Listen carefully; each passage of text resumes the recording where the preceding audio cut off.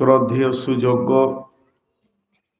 আজকে সবার সভাপতি, উপস্থিত আকাশের তারকা সাদৃশ্য আলেম ওলামাবৃন্দ, সুপ্রিয় অতিথিবৃন্দ, সামনে আমার দিনদার ইমানদার মমিন ভাই সকল এবং পর্দা থেকে সুন্নেওয়ালি মোমেনা মা ও বোনেরা, প্রশংসা আল্লাহর, গণগান আল্লাহর, গণকীর্তন আল্লাহর, স্তব স্তুতি ভালোবাসা তকদির হায়াত মওত রুজি জান্নাত জাহান্নাম পুলসেরাত সবকিছুর মালিক আল্লাহ।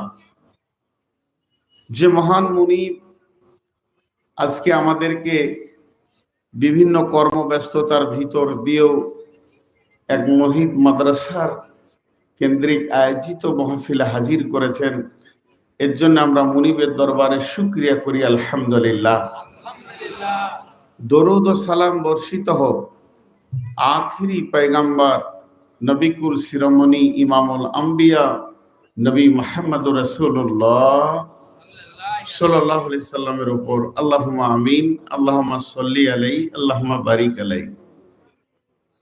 আমি আপনাদের সামনে গ্রন্থ মুকুট আল কোরআন থেকে বেশ কয়েক, এখানে কি হচ্ছে বলেন বলেন না, আমি এখন কথা শুরু করেছি, এখন 1 মিনিট 2 মিনিট নয়। আমার দাঁড়ান, আপনাকে তো আমি চিনি, উনি ছিলেন না যে আমি আপনাকে চিনি, এটাও জানি না। 1 মিনিট আমাকে টাইম দেন। আপনারা একটা সাউন্ড করবেন না, ওনাকে আমি চিনি, উনি আমাকে চিনেন। আমি যতটা চিনি আপনি চিনেন না। তো আল্লাহ তাবারক ওয়া তাআলা আমাদেরকে জমা করেছেন, এর জন্য আমরা শুকরিয়া করি আলহামদুলিল্লাহ।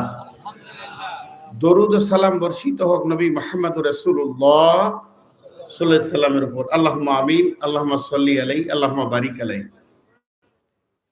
মহাগ্রন্থ আল কোরআন থেকে আমি আপনাদের সামনে বেশ কয়েকটি আয়াত তেলাওয়াত করেছি। এগুলো কি সামনে রেখে আমি কথা বলবো বলে নিয়ত করেছি ইনশাআল্লাহ তাআলা। ওমা তৌফিকি ইল্লা বিল্লাহি আলাইহি তাওয়াক্কালতু ওয়া ইলাইহি উনীব। কিন্তু আমার এই বক্তব্যের শুরুতে আজকের বক্তব্যের বিষয়টা বলে দিই। জান্নাত আর জাহান্নামের আগে আর কবরের পরে, জান্নাত জাহান্নামের আগে আর কবরের পরে এই অবস্থানটা মানুষের কেমন হবে। জান্নাত এখনো যায়নি, জাহান্নাম এখনো যায়নি, আর কবর থেকে তুলে দেওয়া হয়ে গেছে। এই অবস্থানটাকে নিয়ে আপনাদের সামনে আজকে বিস্তারিত সময় নিয়ে কথা বলবো। তার আগে আমি 2খানা কাজ সারব, সেই 2টি কাজের জন্য আপনাদের কাছে আমি বিরতি। প্রথম নম্বর, যে ছেলেগুলো দাঁড়িয়ে আছে আপনারা দেখছেন, এই ছেলেগুলো বিদায় বিদায় মানে মাদ্রাসাওয়ালা ওদের পাগড়ি দিয়ে দিলেন। এখন ওরা পড়লে আলেম লাইনে পড়বে, মৌলানা হবে, মুফতি হবে। আল্লাহ তাবারক ওয়া তাআলা এদেরকে বা আমাল আলিম হওয়ার তৌফিক দান করুন। এখন এই ছেলেগুলোকে আমি 2টি কথা বলবো, আপনাদেরকে 2টি কথা বলবো, 10-5 মিনিট নিব। আর আমার অনেক প্রাণপ্রিয় মানুষ এই এলাকায় বেশ কিছু আছে, বেশ কিছু। তার মধ্যে আপনাদের যিনি এসছেন, ওনার নাম আমি আর করছি না, উনি আমার অনেক মহব্বতের মানুষ। উনি 2-4 মিনিট যাই বলবেন, তারপরে আমি বয়ান শুরু করব। আমরা আপনাদের কাছে ছেলেগুলোর জন্য 2-4টি কথা বলছি। আগে ছেলেগুলোকে বলেনি, তুমি বলে বলছি, মানে ওদেরকে বলছি, আপনারা শোনেন। বৃক্ষ তোমার পরিচয় ফল। বৃক্ষের পরিচয় কি? ফল। দেখবেন একটা আম গাছ লাগাচ্ছেন, পানি ঢেলে যাচ্ছেন, পালি ঢেলে যাচ্ছেন, যখন আম ধরবে তো আপনার হৃদয় ভরে যাবে। আর আম যদি না ধরে তো আপনি বালতির পরিবর্তে কুড়াল দিয়ে কেটে ফেলে দেবেন। জি, আর ওর বুনিয়াদ রাখবেন না। তো গাছ যখন ফল দেয় সেই গাছে পানি দিতে হয়, কিন্তু ফলটা যদি আবার টক হয় তাও গাছ কেউ রাখবে না। এ টক আর কতদিন সহ্য করব?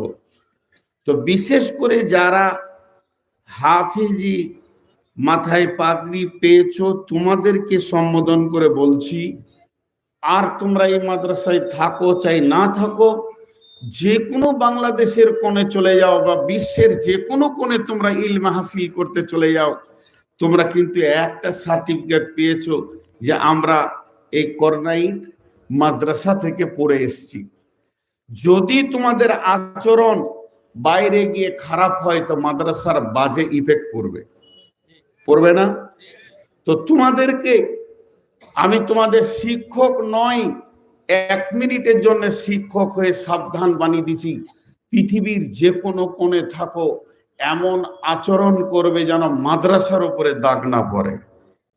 আজকে আমি বিশ্ব ঘুরছি, তার জন্য আমার মাদ্রাসার কত সম্মান। বাংলাদেশে বহু লোক বলেছেন যে মাদ্রাসাটা একবার দেখতে যেতাম, সেই মাদ্রাসাটা কি পড়াশোনা হয়। তো বিধায় তোমাদেরকে সাবধান বানিয়ে দিলাম, তোমরা সাবধানে চলবে। এবার আপনাদেরকে বলছি, এই যে ছেলেগুলো আজকে পাক পেয়েছে, তো এখন কোরআন আর হাদিস দিয়ে যদি এদের কথাগুলো আপনাদেরকে শোনাতে যাই তা আসল বক্তব্য উড়ে চলে যাবে। শুধু দুটি ঘটনা আপনাদের সামনে তুলে ধরব। 2002 সালে সারা পৃথিবীতে একটা সার্কুলার চালানো হয়েছিল, 72 লক্ষ কোরআনের হাফিজ আছে পৃথিবীতে। তাহলে সেই 72 লক্ষর ভিতরে 2002 এর কথা বলছি, এখন চলছে 2025। আজকে আপনারা সেই সুমারের ভিতরে 12টা ভরলেন না 15টা ভরলেন, এটা বিরাট সৌভাগ্য। আজকে সবাই আনন্দিত, আসমানওয়ালা থেকে নিয়ে জমিনওয়ালা প্রত্যেকটি নেককার ফেরেশতা সবাই আনন্দিত যে আল্লাহর কালাম পাক এরা শেষ করেছে। কিন্তু দুঃখিত একজন, তাকে চেনেন? তার নাম শয়তান। হাদিসের মধ্যে আছে, ও গাছে মাথা ঠুকবার বলবে হলো কি আর আমি করলাম, আমার জীবনের সমস্ত মেহনত বৃথা হয়ে গেল। তো আপনাদের সামনে ছোট্ট একটা ঘটনা তুলে ধরছি। যখন বাংলাদেশ, পাকিস্তান, আফগানিস্তান, ভারত, আপনার নেপাল, ভুটান একসঙ্গে ছিল, দেওবন্দ মাদ্রাসা তখন কেবল শুরু হয়েছে। আর দেওবন্দ মাদ্রাসা শুরু হয়েছিল বিল্ডিং দিয়ে নয়, কোনো ঘর দিয়ে নয়, টিনের চালা দিয়ে নয়, একটা ডালিম গাছের নিচে শুরু হয়েছিল। ডালিম গাছের নিচে হযরতজি পড়াতে বসেছিলেন কয়েকটা ছেলে কিনে, বিসমিল্লাহ, একটা ডালিম গাছের নিচে। আজকে সেখানকার ছাত্র সংখ্যা কাদিম জাদিদ মিলে দুটা ভাগ করা হয়েছে, সামলা যাচ্ছে না, এই জন্য প্রায় 60,000-এর ঊর্ধ্বে। ভারতবর্ষ সরকার সেই ছেলেদেরকে রেল কনসেশন দেয়, জানেন? রেলের কনসেশন দেয়, তারা পড়াশোনা করবে, আসবে, রেলে হাঁপ ভাড়া দেবে। সব শুনেন, অনেক ভালো খবরও আছে, এগুলো আপনাদের কানে পৌঁছায় না। তো সেই যখন প্রথম মাদ্রাসা চালু হয়, আস্তে আস্তে বড় হতে চলেছে, এই 50, 60, 70 ছাত্র নিয়ে হযরতজি বসে আছেন। তখন শুরু হয়েছিল ব্রিটিশদের সঙ্গে একটা মহাযুদ্ধ। ব্রিটিশ থেকে এখানে হাঁটাও, ভারতবর্ষকে আজাদ করো। ব্রিটিশের বিরুদ্ধে যখন লড়াই শুরু হলো, তখন ব্রিটিশরা উঠে দাঁড়ালো কি নিয়ে, যে এরা শক্তি পাচ্ছে কোথায় এত। তাহলে এর উপরে গবেষণা শুরু করলো। গবেষণা করে দেখলো যতদিন পৃথিবীতে কোরআন থাকবে ততদিন মুসলিমদের শক্তি থাকবে। কোরআনকে যেদিন পৃথিবী থেকে বিলুপ্ত করে দেওয়া যাবে, সেই দিন মুসলিমদেরকে বাড়ির কুত্তার মতো ব্যবহার করা সম্ভব হবে। এটা তাদের হিসাবে বের হয়ে আসলো। হিসাব যখন এটা তারা বের করলো, তখন ব্রিটিশ সরকার বলল, সেই যুগে মোহাম্মদ আলী, মাওলানা মোহাম্মদ আলী, মাওলানা শওকত আলী, মাওলানা আবুল কালাম আজাদ, এই ধরনের বড় বড় যারা আল্লাহর ওলি ছিলেন, তারা ব্রিটিশকে ডেকে বলেছিল, ব্রিটিশ, আমরা পৃথিবীর কোনো অস্ত্র ভয় করি না, আমরা ভয় করি আল্লাহ জাহান্নামকে। আমরা পৃথিবীর কোনো মালের লোভে কুকুরের মতো ঘুরি না, আমাদের মধ্যে যদি লালসা আছে তো আল্লাহর জান্নাতের লালসা আছে, আর কিছু নাই। তোরা অস্ত্র দিয়ে আমাদেরকে দাবাতে পারবি না।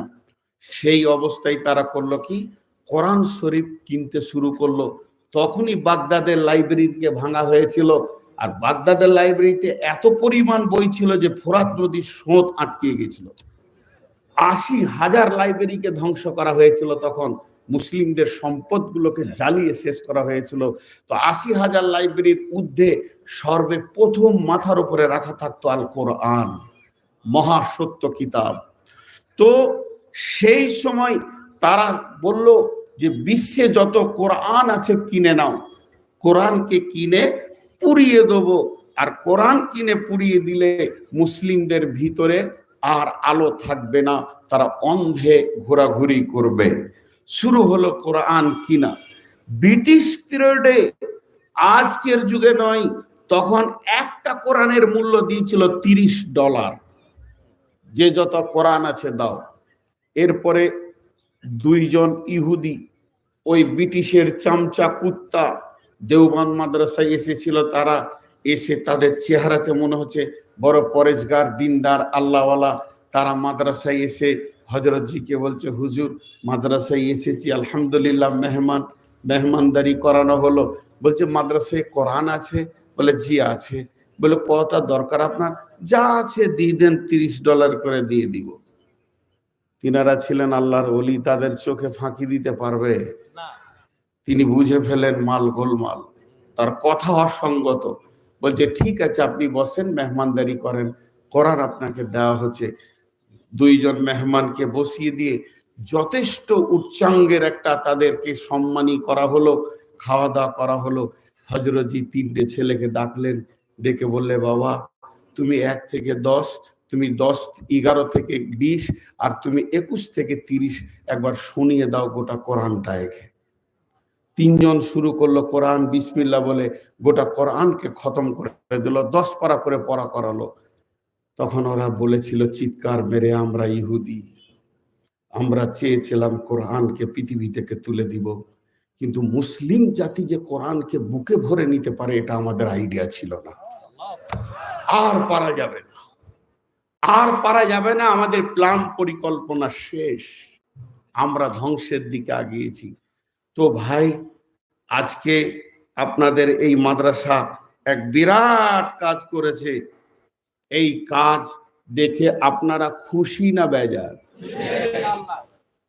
ছেলেগুলোকে হালকা আমি দোয়া দিব, হালকা দোয়া দিব, দোয়া দিয়ে বিদায় দিব। তারপরে আমার সম্মানীয় ভাই আপনাদের সঙ্গে একটু আলাপ করবেন, আমার বয়ান শুরু হবে। দোয়াতে কে কে শরিক হবেন? নাম লিখাতে হবে 5,000 করে টাকা দিয়ে। ফাজলামো করি নাই, সত্য কথা বলছি।